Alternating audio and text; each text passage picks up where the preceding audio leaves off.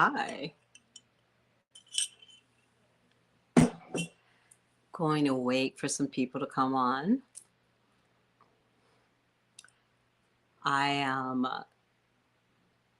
going out tonight with a girlfriend. And so I thought I would go on before. I hope everybody had a beautiful, beautiful afternoon. Hope your day went well. It's starting to get cold. And I think I'm gonna wear a jacket with this. I think I'm gonna wear like a suit jacket with this, with what I have on. So, but I am trying to figure out if I should wear these earrings or another. But anyway, what we're going to be talking about tonight is about the awakening of the feminine energy. Today I was blogging, just sitting with my thoughts, and more than anything today, the feminine energy really needs to be in their center. And the reason they need to be in their center is so they can hear the voice of God, the voice of Gaia, the voice of her. I want you to understand that every persecution that the feminine energy has gone through in the last hundreds of years, thousands of years, has been getting her prepared for this day. She had to be risen from her internal sleep. And for that to happen, she literally had to be broken, to be really surrendered. Because you see, without surrender, we would not change. We would not come to this reality of, who am I? Why am I? And what is my divine calling in this reality? As a single person, as a mother, as a wife, as a sister, as an auntie, we all have purposes. Even men have purposes. Everyone, all the way down to my dog. My dog has a purpose. My dog came into this reality to be my pet. And I am shown through my pet, the type of person, the compassion, my temperance, my patience is all shown with my pet. And so that's what's going on with the feminine energy. And even the feminine energy, you may not even have children. Maybe you have a cat, or maybe you have a dog, maybe you have neither. Every interaction is teaching us temperance. It's teaching us so much about ourselves. And even though in this parent time, there is a disruption in the acceptance of her. I said today in my post, I said, the awakening of the feminine energy is causing havoc in the masculine arena. Because now she knows her worth and her truth, and she knows who she is. And the moment she found the treasures of who she was, the masculine energy sees that as, oh my God, she's getting to, like, she's masculine. She's not feminine anymore. She's masculine. But it's totally different. Because when you live in an archetype, a balance of you, all of you, that is masculine and feminine energy colliding together and doing this dance, that's when you're living in your true self. When you start living in the true self, let me say this again. If you start living in the true self, when you wake up in the morning, you're going to look into the mirror.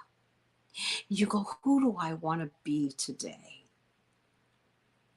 And you will look at that mirror and you go, I want to be exactly who I am, wherever that may be. And you put on your earthly clothes and your archetype, if that's lipstick, whatever you want to do. If you don't wear lipstick, don't wear lipstick. If you don't wear makeup, don't wear makeup. It doesn't matter. Whatever your wish is, whatever your desire and your wish is for you to be in this reality, is your preference, is you, is all of you. So when you come to the world, you come to the world how it and how you feel, because you're showing the world that you are authentic, you're the person that you're supposed to be. You're not trying to be something for a man. You're not trying to be something for your children. You're not trying to be something for society. You are trying to be the best person that you know to be, which pours out into everything else around you. Because why? You're pouring into yourself and you're understanding who you are. So with this great awakening, how women are elevating, you guys are elevating. Like some of you are having gifts where you never had gifts. Some, you wake up. I had a time that I woke up one morning. This is how gifts work. I kid you not. I woke up one morning and I literally could play the piano. I played the piano for about 2 years because I was in a band, and we lost our keyboard player. And I used to sing backup. It's like no way could I sing, you know, I can't sing in front of people. That's why I do backup. I was very shy. And then they came to me and says, do you think you can learn to play a keyboard? And I doubted myself. And I remember just laying in bed and going like, you know what, I'm going to try to master this thing called playing a piano. And the moment I said that, the universe heard me, and I woke up the next day and I had knowledge of the keys of the keyboard. That's how that works. And the moment you begin to facilitate your divine essence, the divine you within you, the exponential love that you have for yourself, it will never matter what human beings think of you and how they perceive you. Because now you're living in your truth and you're not shadowed by insults because people don't understand you. And so when I did my blog, I started realizing that men, a lot of men don't even realize how afraid they are of us. But prior than speaking, the awakening, they were afraid before that. And it's so crazy because it's like walking into a room with someone's perception of something that you totally are not. And you don't see them like that, or they don't, you know what I mean? But yet, their whole perception of you makes them afraid.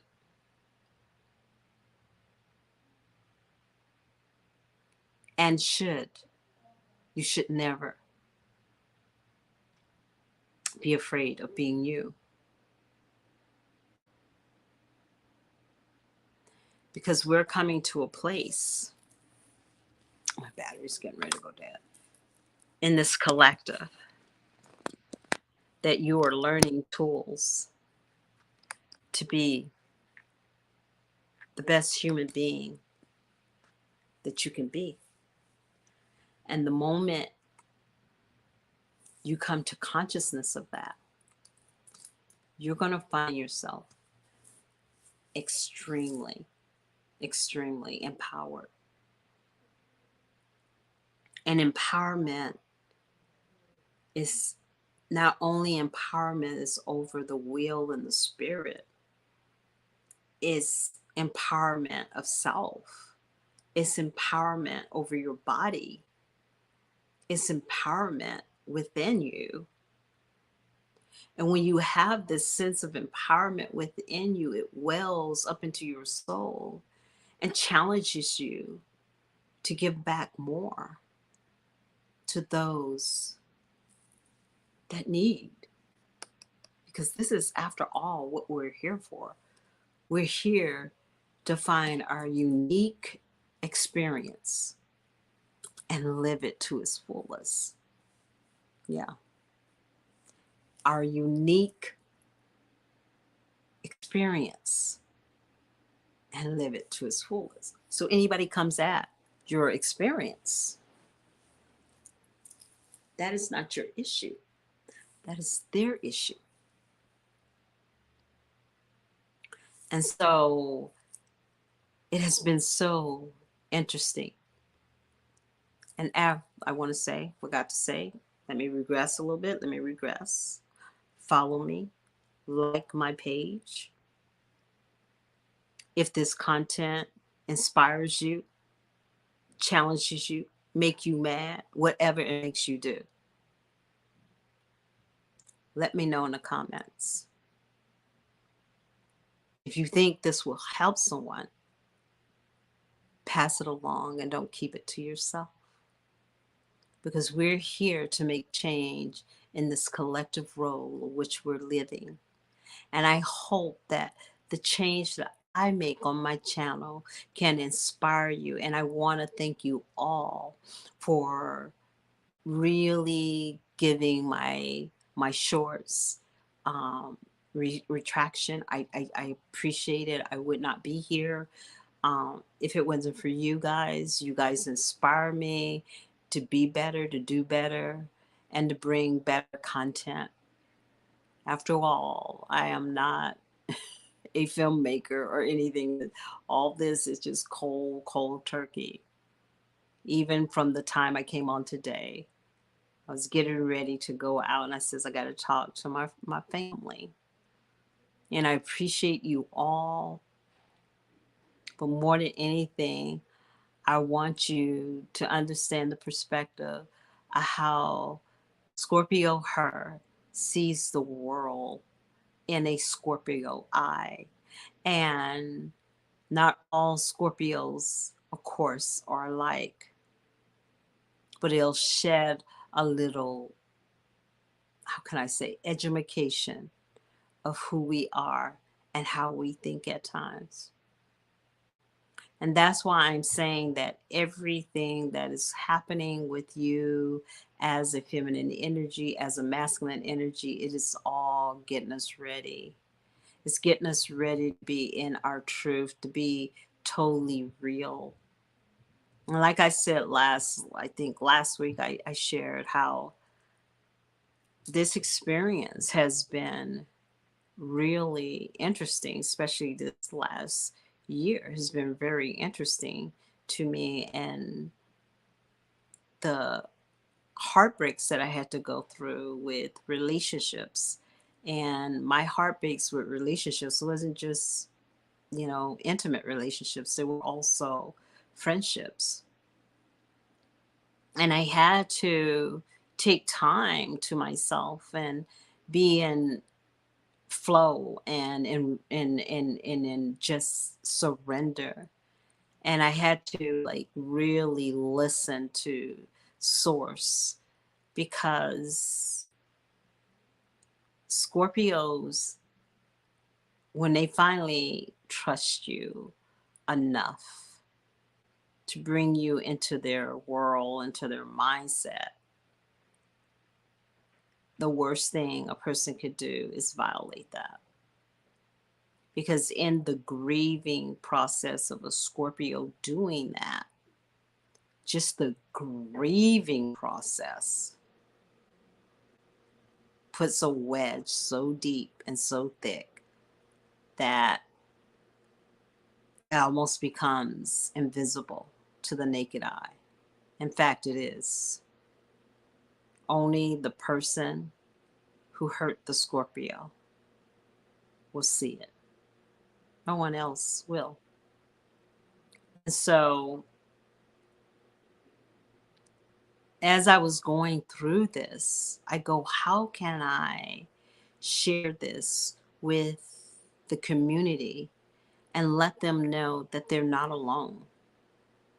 That this awakening with the feminine energy, we are all going through it at different stages and different times. We are all going through it. And also the masculine energy. The reason it's so hard for the masculine energy right now is because they're resisting. But if they would just flow with it and see how beautiful the change will be, they would have a whole new perspective, not only on their lives, but how the feminine energy views them. And a lot of this with the men, you know, their lack of, and they're not feeling. So a lot of them are struggling with their mother womb. A lot of them are struggling with their perception of their relationships with their mothers, and also women too. If women are having struggles, a lot of times it's because of their father womb. You know, I'm a witness of that. I had to do a lot of shadow work for many years to become the person I am now. It did not happen overnight. It doesn't happen overnight. You got to constantly come to places in your life that you just surrender. You have a choice to surrender or fight. And we always see surrender as giving up. No, surrender is taking time to listen. Surrender is saying, hey, I'm going to regroup so I can strategize. I'm going to regroup so I can hear the voice of moi, to know who I am. And the moment you start doing that, you start being able to navigate through some of this awakening, because it is hard. It is like bearing a child. There is retraction and then there's release. There's retraction and there's release. So when you look at when you have a child, that is retraction and then release. And finally, you birth your dream. Your dream will not ever come without the retraction. The things that you desire for your life will never come unless you have some retraction. If you were always open, you would never have a need to change. You wouldn't even know where you were at in your social thermometer. You wouldn't even know in your consciousness who you are unless you had retraction. I call it like conscience of where you stand with the universe and you. And when you know where you stand in that, that's when you see the beauty of all this. And I think I said last week, when Scorpios go through things, it's almost like a love hurt. It's like a pain and a joy all at the same time. Because as we're diving deep, we're getting morsels of memory. We're getting morsels of education. We're getting a morsel of knowledge in the things that we're seeing, in the things that we are gathering in our thoughts. And I find sometimes the greatest lesson is when a person hurts me, because it shows me their truth. And I rather see their truth immediately than to be led along for years and years and years to see their truth. Thank God they show their truth sooner than later. Because then you can recalibrate your emotions and realize, where was I at that I would even be attracted to that? Where was I at to even ever desire that? Your whole standard of how you perceive people will change. And regressing a little bit, I want you girls, because I know a lot of you girls, maybe some guys too, I don't know, but a lot of you girls have been doing noni fast. And sometimes when you do a noni fast, I've been on a noni fast for almost 2 years. Almost 2 years. Best thing ever. But what I'm going to teach you, I think I'm going to do a Patreon, because it's going to be very like, it's not YouTube, how can I say it? I don't even know what to say, but it's going to be really X, because I'm going to show you, when you go into a noni fast, how to come out of that noni fast and open your womb again. I'm in the process of going through that right now, because my divine match is in next year. So I am doing my kundalini activation and my noni activation all at the same time. And it's a very, very, very powerful experience. And the one thing that it teaches you as a feminine energy is how to be okay with your body where it's at, to love every imperfection, to love every part of your body. And that is what's so beautiful about the kundalini and noni activation. Is fabulous. Fabulous. And so it does take some time to do it. I'm in process, but I really would like to do a Patreon for that, because it's going to be X-rated.